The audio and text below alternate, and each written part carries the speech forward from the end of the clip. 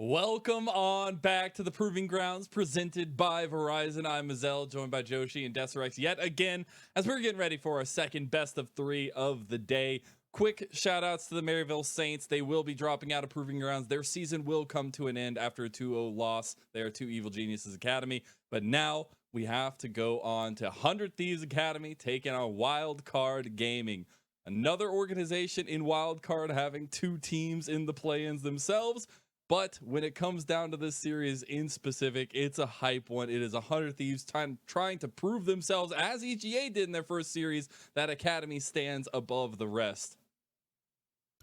This is going to be an interesting one coming in, Lennon. You and I know that 100 Thieves have not had the second round robin that they've wanted. This was a team that a lot of people had very high expectations for, and to see them coming in this sudden death first round of the Proving Grounds, it is very surprising to see them here, honestly. But it goes both ways, Joshi, because for Wildcard Gaming, we didn't get to see them in the second tournaments, the second set of tournaments, the open qualifiers, the closed qualifiers. You know, little birdie got in their way. They had to swerve off, and unfortunately, they crashed. But now they're back here. You know, it's a team that should have been placed higher, but, you know, both of these teams now trying to make up for that. Speaking of that placement, let's go ahead and bring up the updated graphic. As we did say, Maryville Saints do drop 2-0 to Evil Geniuses Academy. So it means the date is set. CLG Academy taking on Evil Geniuses there. In this matchup, particularly 100 Thieves Academy versus Wildcard Gaming. A single best of three is what remains to decide if they get to continue their spring season onwards. And no team, just waiting there in the future.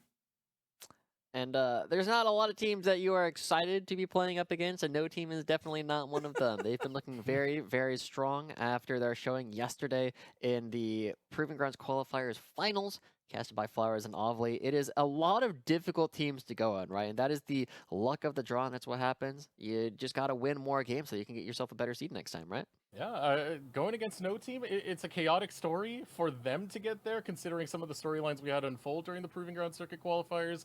They are a very, very competent adversary to have looking at you on the other side of the rift. But, you know, you got to win that extra life first. You got to do what's on the map right now, and that's 100 Thieves Academy versus Wildcard Gaming. Yep, it's one single best of three. Let's go ahead and bring up the 100 Thieves roster, though, themselves. Joshi, you were highlighting and foreshadowing a little bit to the end of the season they did not particularly want to have. But if Evil Geniuses Academy can resurge themselves in the Proving Grounds, I feel like 100 Thieves could do just the same. Yeah, and we do know that Kenvy's playing with a little bit of mitigating circumstances. He did injure himself earlier in the week, and so we will have to pay attention to how well he has recovered and if he's going to be able to perform the same way that we know he has this entire time across the entire season. He's still the absolute one of the best fast-paced champion players when it really comes down to it. You know, I still remember Kenvy seeing him from the 100 Thieves Next Days when they had just debuted that roster, and they tore through the entirety of North American Amateur. So it gets me excited to see that. But when I'm talking about North American Amateur and some of these teams that have come up, you know, one of the star players that really pops up is one that came from C9 Amateur, and that's going to be Wixie. Yeah, he's definitely a scary one. Him and Busio playing so well together. Wildcard Gaming, on the other hand, playing well together themselves. Alorum, Griffin, Strumpus, Sonar coming in today, and Blossoms in the support role. A little bit of changes coming into Proving Grounds themselves, but the stability of the top side of the map is where you got to look.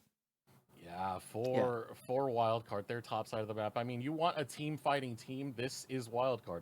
Alorum is that brick wall on the top side who plays into all those tank champions that do really well in the team fights. Strompest complements that so well. It is a beautiful duo. And as we do get those replays, it's going to be highlighting a lot of these top side members, right? We were talking about Strumpus, Alorum, Griffin as well. And this is from the Proving Grounds last year and open qualifiers one from this year. And it is really important to note, right, that Alorum and Griffin did play together in several of these teams, right? They were playing on Zeus Gaming together as one of the fan favorites with the Toilet Paper Cats, always looking for these big opportunities. And they made themselves look really darn good throughout a lot of their runs. They got ninth during Proving Ground Spring last time around. And if that's something that they can continue to do together as a roster, they're going to look really good. Yeah.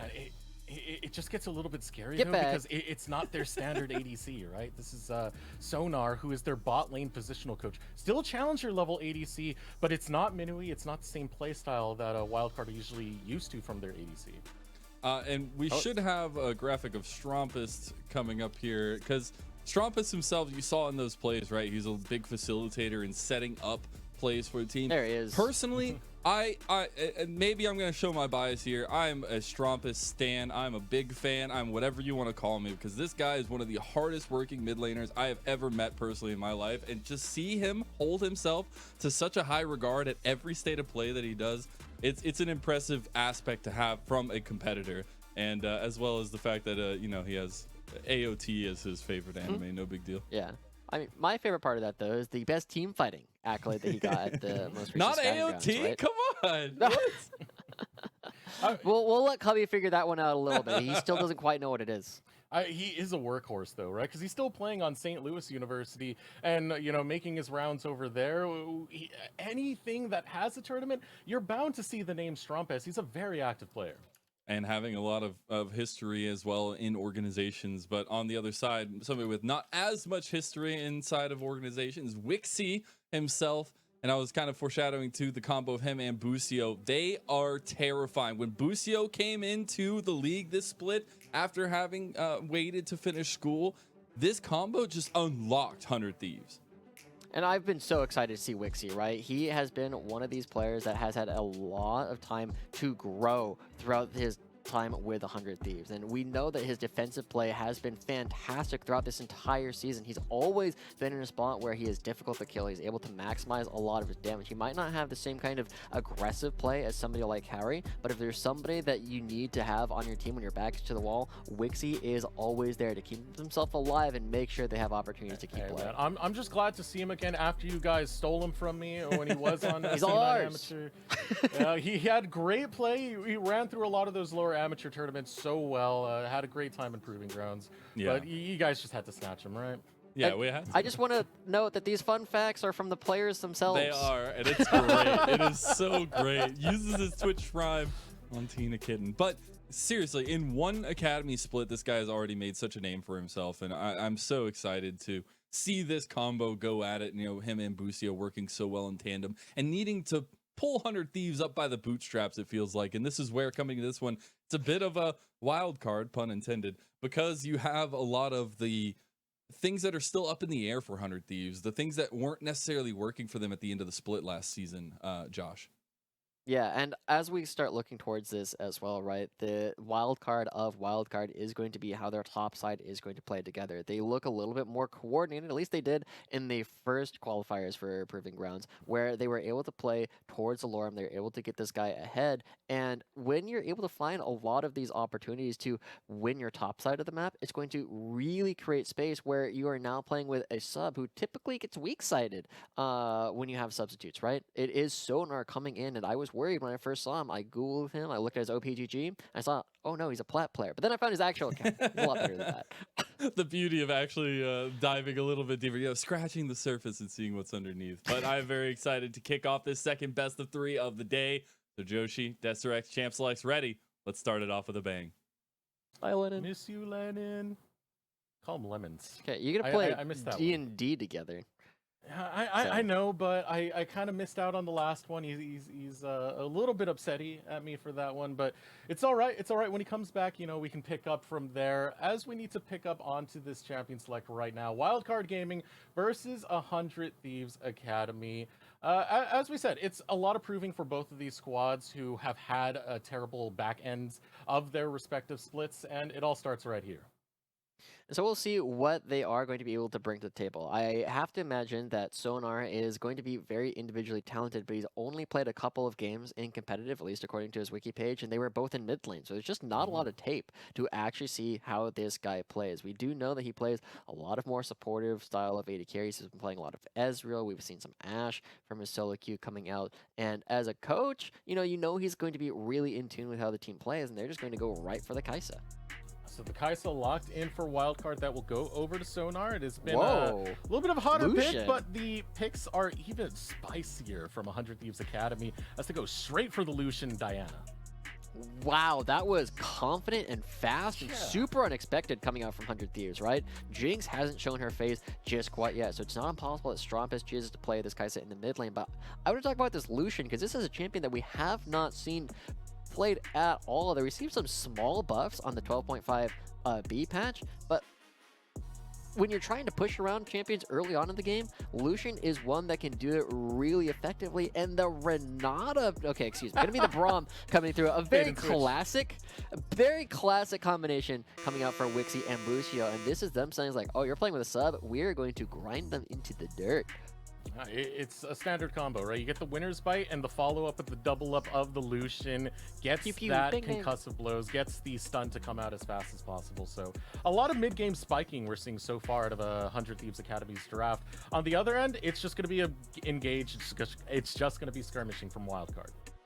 Yeah, very surprising stuff coming through. I mean, we're going to be paying a lot of attention to how 100 Thieves chooses to play all of these champions, because none of them are super standard, whereas Wildcard, we've seen a lot of these champions throughout the course of the regular season thus far. Kaisa is coming in towards it a little bit towards the end, but Viego and Nautilus have been staples the entire time. And again, I just referenced him earlier as somebody who doesn't know a lot about Attack on Titan, but Braum, the enjoyer, is not actually king, despite the fact that he looks like it. It's Cubby. He's been saying, just play this champion into Nautilus. It is so free. You don't get to do anything as Nautilus, and Blossoms is going to be up against one of our most mechanically talented supports in all of Academy. So now the second phase of the draft, heavy targeting towards the top side. Chase, Renekton, Poppy, Urgot, all taken off the map. For those of you confused by the Urgot, that is an Alorum special, but response out of 100 Thieves, grabbing the Aatrox for the first pick here, and leaving that solo lane to question.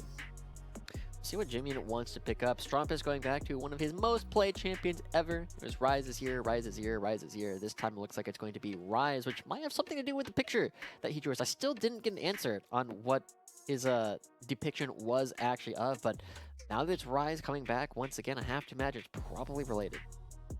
I want to look up that skill now. It's the bouncing one, right? It looked like an auto attack to me. Is it supposed to be an auto attack? I know he throws just little lightning things, which is kind of weird in its own right. Oh, come on, Alorum. He really loves taking this towards the top side. Yeah, top side, Sejuani going to be locked in for Wildcard Gaming. Yeah, definitely going to be having pretty good ganks every time Griffin comes up there. This is pretty much definitely a top lane coming out for Alorum. He likes to play this, as you said. There's lots of opportunities for him to be aggressive. But 100 Thieves, on the opposite side, like, they have a lot of front line that they can just kill, right? It's the Nautilus, the Sejuani, even Viego going to be diving in, and there's a lot of damage coming out on the side of 100 Thieves. Lucian Victor is going to be doing a lot once they wake up in the mid game. You get to the 15-20 minute mark, and Victor has his E evolved. Suddenly, these team fights are going to start looking really, really good. But it is something that is very unexpected, very wild card focused, right? Alorum on Sejuani.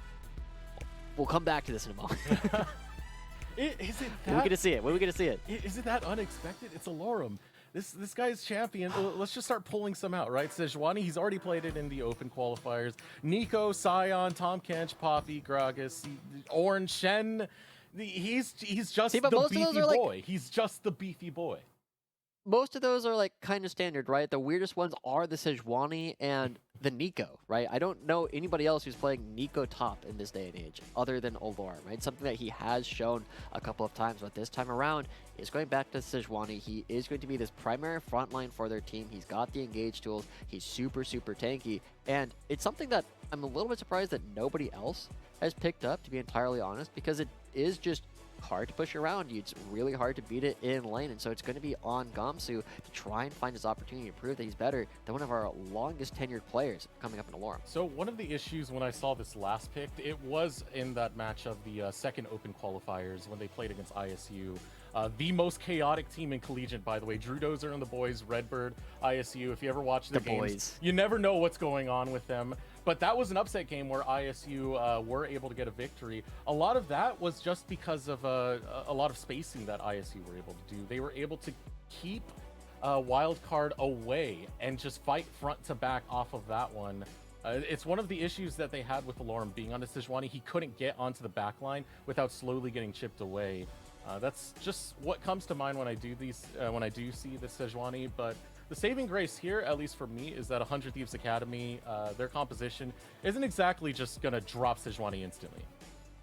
True, but there's a lot of mobility on the side of 100 Thieves, right? Typically, Victor is going to have a lot of movement speed coming off of his Q, oftentimes build an Aether with Spidem in either the what do you call it, the Lich Bane or the Cosmic Drive, so he's a little bit tougher to actually lock down on his own. Wixie's got lots of dashes. Gamsu has got a lot of movement speed and a dash as well to play with. And Busio just kind of stands there. He's not super worried if he's going to be getting hit by Sejuani.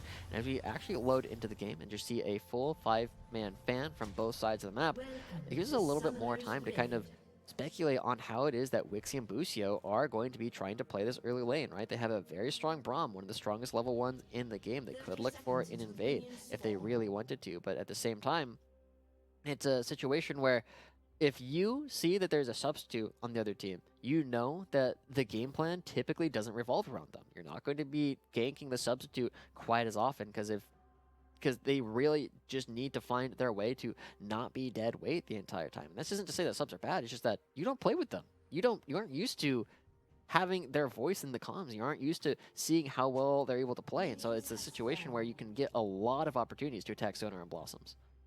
It reminds me a lot of, you remember Coach Nova, right? Over in the amateur scene. Yeah, how he's been subbed in so many times to play the ADC role. And strangely enough, he does pop off from time to time for his squad. I forget what team it is. For the life of me, it's just right on the tip of my tongue. But it is a case very similar to that. Yeah. So I want to highlight one of our other players that are down here in the bottom lane and see how he's able to play, because Blossoms is one of the newest players to competitive that we have coming into this Proving Grounds. He's only really been playing in this last year, where he was playing with Striking Vipers, a team where you don't always hear about them because they tend to be solidly okay most of the time. But other than that, he also plays for University of Pittsburgh, and now this is going to be his first Proving Grounds. And he's had great growth and development. Since he has started, it's been results that are constantly going upwards. You know, at Spring UPL, top 8, Summer UPL, top 3. He's shown that he is a player who you can grow, who you can develop, and it's the right place to be. Yeah. Wildcard Gaming, they're great at trying their best to really get these players online. So we'll see what they do. Wildcard is, again, one of our most tenured, or at least recent, amateur teams, and they've just had a lot of success over the past couple of years. They're actually where Arrow came from, who is now playing in LCS, and there's plenty of opportunities for them to continue showing like why this is a organization that should be feared in the amateur space. But at the current moment, I still need to win this. They have 2 teams in the play-ins, and they really want to get at least one of them into the Proving Grounds proper. You can see what Strumpus does. Bless you. What Strumpus does, where he just decides it's his turn to pick on whoever is opposite of his Rise. It is quite the threat. We've seen Strumpus's Rise so many times in previous tournaments, especially now that it's come back into being a prominent pick.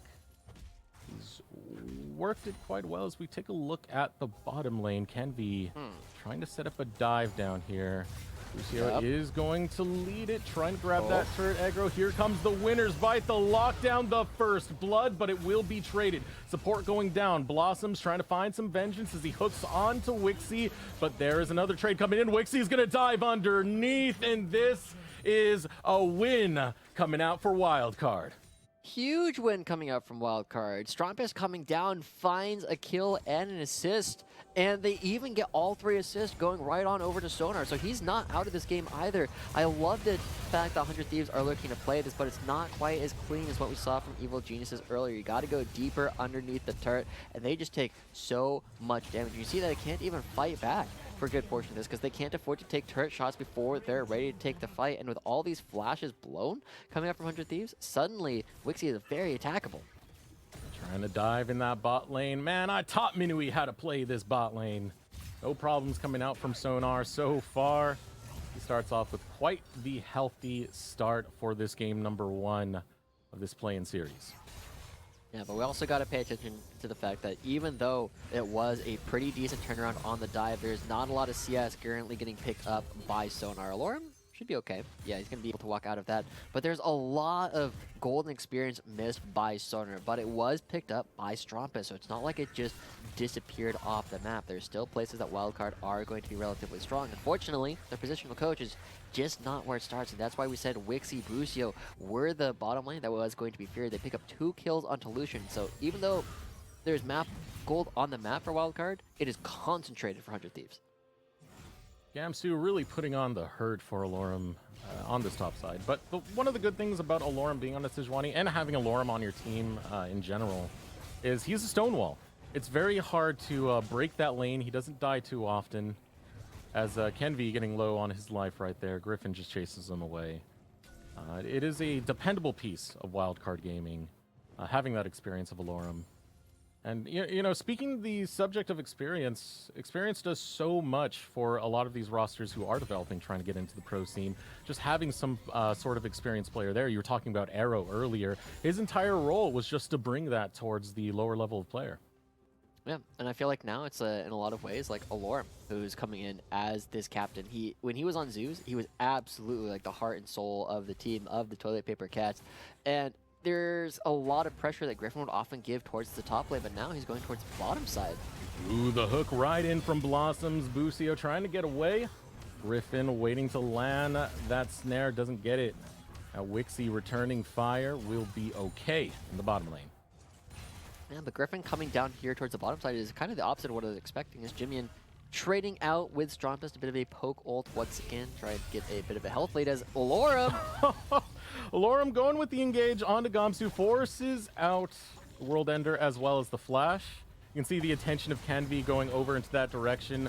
Wildcard don't really care about that.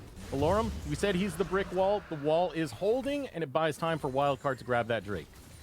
And it's holding. It's a little bit behind, right? It's not as tall as we might want it to be, but Alorum, we were saying that if we were going to find a lot of wins for Wildcard, it was likely going to be on this top half of the map. Alorum has been, you know, this very strong player for a very long time, and Griffin and Strompest, right? When you have the best team fighter from Scouting Grounds, when you have Griffin who's been having an opportunity to play for CLG for multiple years, right? You have a lot of experience, you have a lot of tools where you can start going for some of these duels, but Griffin is spending a lot of time on the bottom side. He's not helping out Alorum. He's here to try and make sure that Sonar and Blossoms don't crumble. This is going to work well. Just hovering between the mid lane and the bottom lane, I think, is the perfect play for Griffin. Alorum is fine on his own. He will stand tall. He's already almost killed Gamsu over on that top side. Just try and get Strompus going. Try and get Sonar going. Especially Sonar, it doesn't take too much for that Kaisa to really start popping off. I mean, he's down 30 CS though. Like, he is so weak right now on this Kaisa. Like, this Kaisa comes online later, but you need to get a lot more AD. You need to get to that 100 mark in order to actually participate in a lot of these fights. Before then, he's just trying to find something to do. He's going to be able to clean up most of this CS. But I feel like so far, this Lucian Braum has mostly done its job, right? The Sonar Blossoms bottom lane is looking pretty miserable, and both Lucian and Braum are going to be very relevant in this upcoming mid-game, where Wildcard is going to have to try and find opportunities to make sure that they don't crumble the way that we saw Maryville do in our previous series. Pretty good point of attack for 100 Thieves Academy from Wixie on this Lucian. As it gets towards its strong point, though, you always have to keep in mind it is the mid-game spike. Once it gets there, that's the most prominent it is going to be. So as 100 Thieves Academy do get these champions online, they have to respect when their win conditions are online and really utilize those time windows, because if anyone's going to punish it, it would be Wildcard. Yeah. We are seeing Wildcard with their top side, as we have praised a couple of times. They are now going to be picking up the Rift Herald after having rotated both Sonar and Blossoms out of the bottom lane, and Gamsu potentially trying to find an opportunity to punish Alorum, who has no flash, having opted for the Ignite. At the same time, this is kind of the gamble that we oftentimes see, right? I know Team Liquid Academy was really big on this last year. They would never rotate Yon out, but Gamsu, Kenvi, waiting for Kenvi to jump in. Can't get the target just yet, but they will work him down. Gamsu gets the kill onto the top side. First kill of the game, able to get online. Only Griffin there to grab the remaining CS. By first, you mean 6, right? Because we have, in fact, had a whole dive where 5 people died. There's First lots kill of the game for Gamsu. There we go. For Gamsu. Yeah. There you go. Right, in some way. Technically correct. Only coming out of Wixie down here. It's old school, right? This is the way Lucian Braum works. Yeah. I'm very excited to see that Wixie and Busio, when they put themselves on a much more aggressive but very classic bottom lane, they're able to perform when it matters. Because again, even though 100 Thieves go in as kind of the favorite, I feel like this is definitely a situation where they are not so much of a favorite that they can just do anything. They want to make sure that they can find a lot of these wins. And now Kenvi looking to find a win on Griffin. Strumpus does have Realm Warp, would be in the area if a fight were to break out. But the objective, take him away. Shu, I want the scuttle, belongs to me. Able to claim it will be Griffin, as he does have a lot of control over there coming out from the top side. Alorum, who's been doing fantastic, only getting baited once, falling to his death, but holding on to Gamsu quite well. It has gone that Tear the Goddess build, no flash onto him, just going for the straight kill with the Ignite. Now, I do want to ask, is this fantastic coming out, right? Because, yes, Sejuani is something that he's been playing a lot of over the years. And he needs less gold, but it's in a position where if it falls too far behind, you just don't work as a tank, right? You're in a position where you are currently spending a lot of your money on the mana, which will eventually be useful as the Fimbulwinter. That's a long way away for the Sejuani. And I feel like Gamsu's actually been having a pretty successful laning phase thus far. He's only had one misstep, and honestly, I don't really blame him. I don't know how to play against Sejuani top. Don't know how to play against Alorum in general. Let's put it that way. True, he's a little better than I am. No, not just a little better than you. It's just his champion pool. What are you to expect when you see him hit the rift? It's a fair point. You never really know, but 100 Thieves are now in position. They want to use their mid-game spikes in order to find fights against Wildcard, and the Dragon is the first place. Glacial Fish comes out, goes wide from Bushio. Glacial Fish. Glacial Fish. It's fishing for the Glacial Fish. Okay. Oh, Realm Warp comes through. Now fishing for more. Depth Charge comes out, looking for Wixie, gets knocked up and caught out all by his lonesome and easy kill for Wildcard Gaming. Easy kill coming through, but kind of an odd play coming through from Blossoms, right? The Q comes out a little bit early, but I love the fact that Wildcard are still the ones who are able to turn things around when 100 Thieves are supposed to be spiking.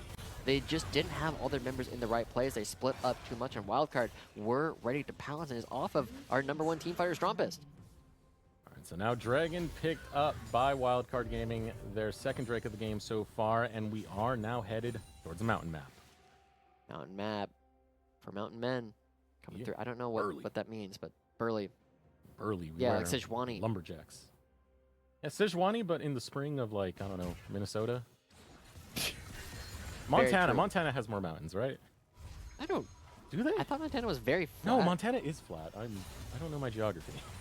I mean, Washington's got a lot of mountains. Washington, California's got a lot of mountains. Thank you, Washington. Kentucky's got a lot of mountains. The Appalachians. I'm going with Washington. Okay. You know it best. Yes, I do. We have 2 mountain rangers. But as we return back to the game, we are noting that despite the fact that 100 Thieves are down in kills, they are up in gold. And a large part of this comes from the fact that, again, Wixie and Bucio had a fantastic laning phase. But one of the things that we don't always know them for is their ability to convert laning phase advantages into the rest of the mid game. They're very good defensively, but haven't necessarily had all the tools in order to try and find a lot of their own wins. And instead, that's where we start looking towards their jungler Kenvi, who has been their #1 playmaker this entire season. Kenvi, you can rely on him for the more aggressive plays, for trying to get people online for the early game through those aggressive plays. You know, Diana is one of those champions that works well for that. First item completed for Kenvi. He starts pathing towards this top side. You are going to see Strumpus kind of hovering around here as well. No attention to really be had elsewhere on the map, as there's no neutral objectives to pick up for either squad. Just about playing this lane a little bit longer as turret plates do fall. Yeah, it's a much slower game this time, and I'm a little bit surprised, right? I feel like the 100 Thieves, at Kenvi in particular, is oftentimes a very aggressive player. But, you know, they went for the Dragon. They got picked off a little bit. And other than that, it's mostly just been laning back and forth, a couple of ganks here and there. And both teams just kind of willing to keep playing. Oh, Gamsu going for the kill onto Alorum. Locks him down with the chains and puts him to the grave. Gamsu with the 1v1 on the top side, returning the favor to Alorum. Good stuff coming out from Gamsu, right? Recognizing that he caught out Alorum's Q and just using everything left in the tank to take him down. Alorum, with no flash, has no way of leaving otherwise. And so, as we kind of return to a bit of normalcy, we're seeing a potential 4v4, maybe even a 5v5 on the bottom side building up. An attempt with the hook, Blossom misses. But 4v5, waiting for it to happen. The recall coming out of Strompest would be late, so no trigger going to be pulled either way. Bucio over on the top side, just clearing out wards. It will give Jimmy a little bit of alone time with this tower, but he does not care. CS denial is enough. I wonder if both teams recognize how close that was to being an explosive fight with, again, 4 members on both teams roaming down, but instead just going to be a situation where everybody backs off, the engage doesn't come through, and we are back to a relatively quiet game. But Desrex, remember, so you said my favorite phrase was dive buddies. I thought my favorite phrase was team fight timer. Team fight timer, dive buddies, and 1-0, I believe is another one. I didn't remember saying nil very often, but there was like one day that we said it a lot because we were making fun of someone. No, you were making fun of me. That's what it was. Oh, I was making fun of you. Well, okay, that's fair. We can make fun of you as much as we want, but the team fight timer, we got 85, 84 seconds left before the dragon spawns and teams are going to be fighting again. Thank you, right? Josh. Thank you. Yeah, trying to excite me after saying, hey, it's fine, making fun of Desrex. All right. I mean, it's fine. Oh, we might get a fight right now. Hook comes in, but Blossoms going to start to go on the retreat as the winners bite. Just one more stack away from getting a stun onto Blossoms. Looking over on that top side, Griffin dealing with the Rift Herald. Might spark a team fight as 100 Thieves Academy get into position. Ooh, Gamsu might be caught out. Remember, Griffin's a melee champ. Ooh, Griffin doesn't find it. The flash coming out of Gamsu. He gets caught by the ultimate, though, underneath the tower in safety. Going to use the World Ender to try and get a little bit of healing back before this fight potentially breaks out. Yeah, everybody just really playing to live, and we do know that there's a lot of ultimates missing, but it is going to be a Wildcard who actually pick up the Rift Herald. The calling comes out onto Alorum, onto Blossoms, Gamsu there. Kenvi jumps in with the Moonfall onto Blossoms, takes him down. And it's a little bit late. It will be a teamfight win for 100 Thieves Academy, but Wildcard, they get the Rift Herald, and they're looking to get Gamsu. Realm Warp. Now Strumpus wants to find the root, but Busio is there. Will put out the winner's bite, provides the slow, chains onto Strumpus, slamming down onto Strumpus. Strumpus now on retreat, trying to block any more winner's bite coming into Busio, but Busio flash forward says, no, I'm gonna lock him down. Alorum on the run, no choice but to get underneath his tower. He has no more backup. Does he have a chance to even survive as that winner's bite lands, but clears out the wave, watching his mid laner fall. 100 Thieves coming up with another couple of kills on the backside. They thought they found Gamsu, but it is Gamsu finding them. But at the same time, who's actually going to be getting this dragon? We know that Kenry's already pulling. He pulls it out, but he doesn't have enough damage to pick it up before the rest of Wildcard move over. And as this Rift Herald crashes, it feels like all the objectives are still going the way of Wildcard. They pick up the Rift Herald. This is their 3rd dragon on their way to a Mountain Soul. So it feels like, despite the fact that they are 5,000 gold behind, I don't think Wildcard are going to think that. I think that they're going to feel like they are well in the game. And that's going to be a very dangerous situation as they start looking towards these upcoming fights where they might go for things where they think they're even and they're just not. Could be interesting to see. They still have a team fight composition. That's what they're looking for. But if Kenvi can make plays like that once again with the Moonfall and you're all clumped up, that's all that's really needed for 100 Thieves to find their way back into this. All comes down to a lot of womboing, a lot of comboing. Griffin walking up towards Gamsu, but Gamsu over the wall is fine. Yeah, I mean, again, the players that I've been kind of impressed by, one, Gamsu winning his lane against Alorum this handily is not something I was expecting. Kenvi has been kind of the one person who has been making proactive plays for 100 Thieves thus far. Then, of course, Wixie and Busio just dominated the early laning phase. I'm still waiting for Jimmy to have his big moment in this game because he's got the Leandres, right? He's going to be trying to beat down the front line of Alorum and Blossoms, and it does mean that he's going to be going straight for the, oh my god, the Void Staff, right? In order to make sure he has the maximum penetration in order to deal with all the defenses that the front line is going to be building. And it is a beefy front line from Wildcard that will have to torn through. Now, given the state of the game, we're almost at the 20-minute mark, and it's, what, about 5K separating these teams, just a little bit less than that as Wildcard. They're fighting back. You mentioned the concern earlier about their lead and how they feel this. It's only a matter of playing these fights very smart, which they have so far. They haven't lost too much, even though Gamsu did get that lead over there. Alorum is still surviving. It's 2 deaths to his name. Pressure is being applied from 100 Thieves Academy as they have racked up quite a bit of turrets and quite a bit of pressure towards this top side of the map. Looking to transfer that now to the bottom lane. Yeah, so one of the things that I got to pay attention to now is how do they use the fact that Gamsu is miles ahead of Alorum to actually win, right? A lot of the time we see 100 Thieves kind of play without Gamsu, where Gamsu is on the other side of the map, where he's constantly looking to create split push pressure, and he's not necessarily always at all of these team fights. And it's a situation where he is your strongest member. He is, you know, a good chunk, more than half of the lead that you currently have in the game. You need to make sure you bring this Aatrox to bear, because you can't just afford to let him sit here and side lane the entire time, right? It goes for these turret takes too slowly. The World Ender can be quite impactful into a lot of these fights if he's just not really tied down to a lane, like we're seeing this extended laning phase coming out of Gamsu. I mean, it's pressure that's going to be applied. What I would like to see from Wildcard is a way to try and punish this pressure. They do have some pretty good engage. Problem is just getting a Alorum there, getting the catch out, and actually landing that engage. But if you do get it, the pick is there. The follow-up crowd control is there. Follow-up in general by just having a Kaisa very strongly there. Yep. And then also, you know, as we are finally getting there, right, Sonar, despite having a really rough early laning phase, is starting to slowly build back the CS deficit that he had, right? The positional coach showing that he knows how to play not just the laning phase, or rather, I guess he didn't show that he had a great laning phase, but showing that he can play after the laning phase really, really well. And we know that this Kaisa, we saw it last game with Kaori, this Kaisa hurts later on in the game. And if 100 Thieves, whose basically like only way of fighting is can be fighting a flank or can be going directly on into the fight, they need to be very careful that they don't just get poked out before these fights actually start. Yes, they have tankier members than we saw from than we saw from Maryville last game, but they're not so tanky that they don't just get obliterated by a couple of Ws coming out from Sonar later in the game. 1 minute left until that dragon spawns. That is Dragon Soul point for Wildcard Gaming. 100 Thieves Academy, they do have a lot of control towards this side. You can see the control wards that they've placed over on the red buff and that tri-bush in the bottom. So lots of vision left for Gamsu. Lots of teleport angles left for both Gamsu and Jimmy. Realmork angles. Speaking of teleport angles, now looking for the flank onto Jimmy, who's trying to get over the wall but gets knocked up and shut down. Griffin will grab that one onto Jimmy.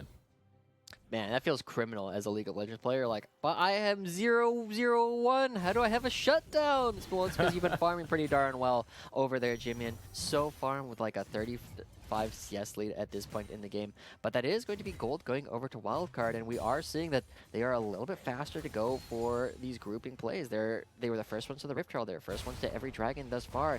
And now, as we are going up for the last dragon, we will see if Wildcard used too many cooldowns in order to try and actually find that pick, or if they can still go for the contest around this upcoming dragon. So let's take stock of those cooldowns. Glacial Prism is going to be up. Glacial Prison, excuse me. You don't have the ultimate from Griffin as well as Blossoms. Strompest, it's not the biggest thing to lose out on that Realm Warp.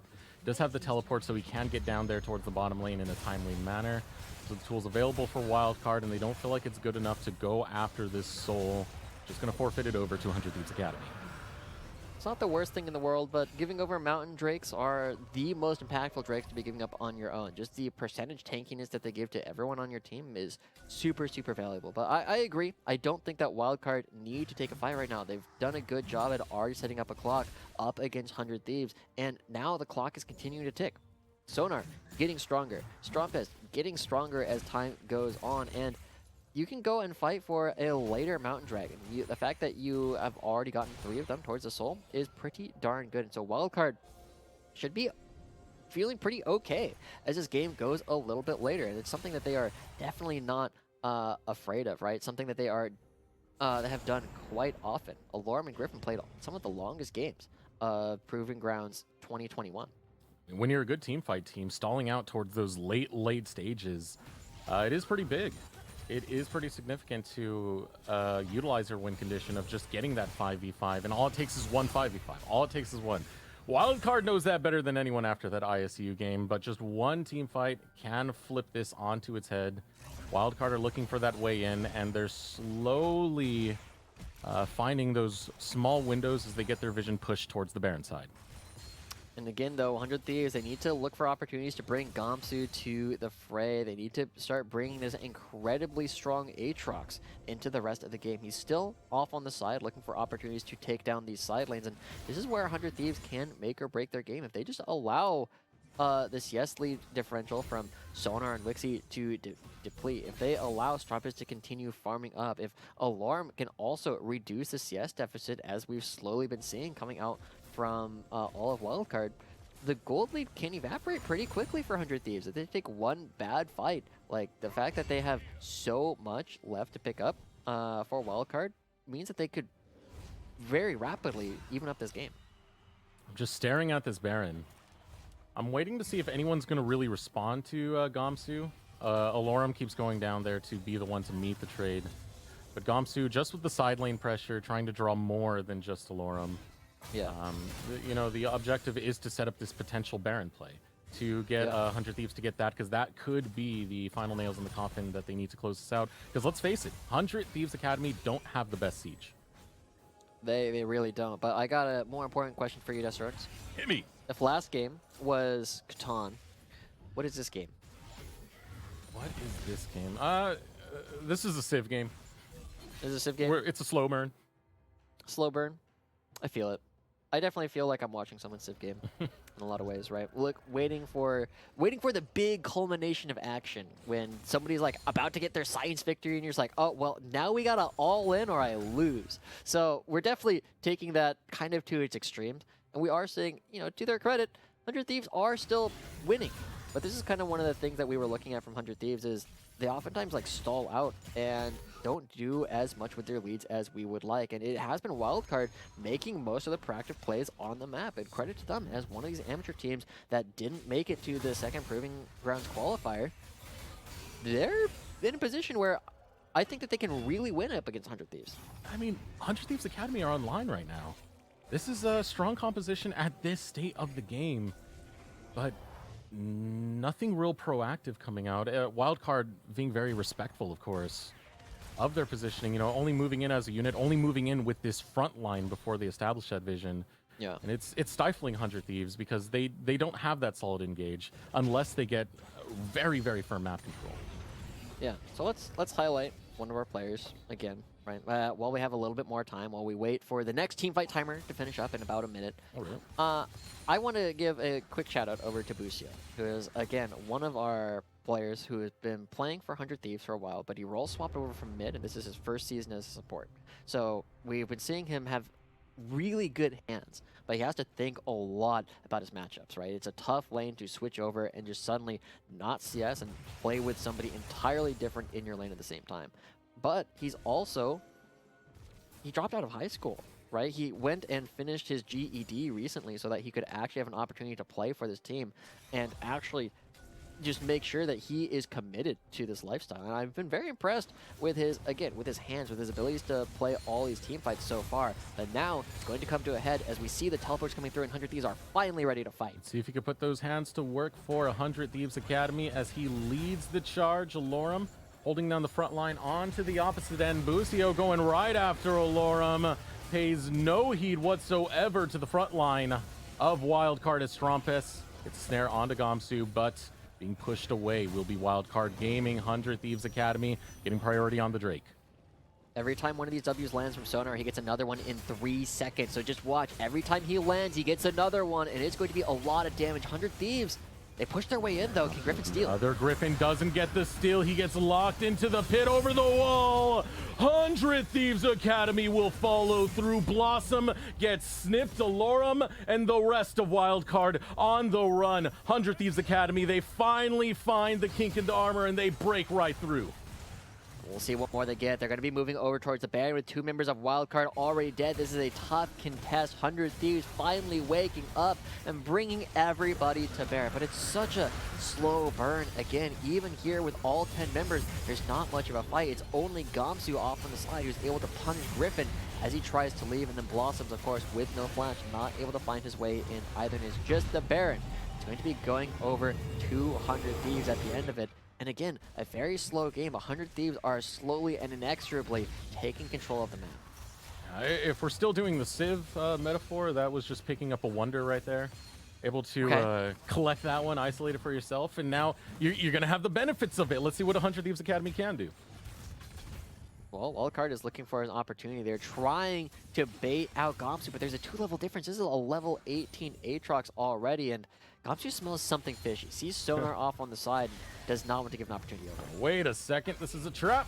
There comes the ultimate from Alorum, Realm Warp, and the rest of the squad of Wildcard have showed up. They've brought everyone but Waluigi to Gomsu's funeral, but Gomsu is staying alive! He's doing it 1v5! He's going after Sonar! The shutdown finally comes through, but Gomsu left his mark.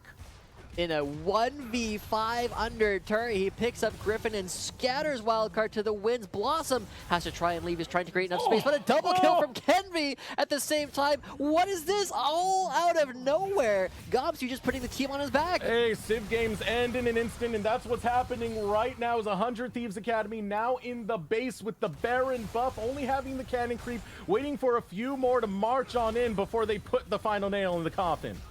Wildcard felt pressed up against the wall. They weren't able to find the final dragon. Now they're losing their base. The base in shambles. Nexus Tower number 2 going down. Strumpus trying his best to defend it, but he will be gunned down by Wixie, who is putting in the work. Will get that winner's bite. Concussive blows, finally stunned up. He will not fall. The Nexus, however, in the name of 100 Thieves Academy. Yo, I know that Kenvi got all the kills at the very end, but Gomsu, man, his ability to play the 1v1, absolutely insane. Let's take a look at the replay one more time as we just get to appreciate how much work Gomsu was able to do for this team. 1v5 underneath his own turret. I've been really impressed with the way that he played this game and some of the fights. While we didn't get to see the same kind of blood as we saw previously, just his ability to withstand all 5 members of Wildcard was absolutely crazy. There's not much you can really say here. World Ender provides so much additional regen, and he buys enough time for really the turret to be his teammate in this fight. Yeah, the Death Dance buying him a ton of extra time too. If that had been enough damage to take down Sonar, he would have actually probably cleaned the fight. With the amount of healing that it gives him, the amount of extra World Ender and the extra HP that it gives, they definitely find the way back in. But it is just, you know, Kenvi gets the rewards, he gets all the kills, but it was Gomsu that did all the work in the last one. Does anything feel better than doing a Diana Q like that, where it's just kill? Oh, that looks sweet right there, but a sweet victory nonetheless for 100 Thieves Academy. We are going to throw over to a short break. When we return, we'll have Mazel back with us to analyze this game we just witnessed.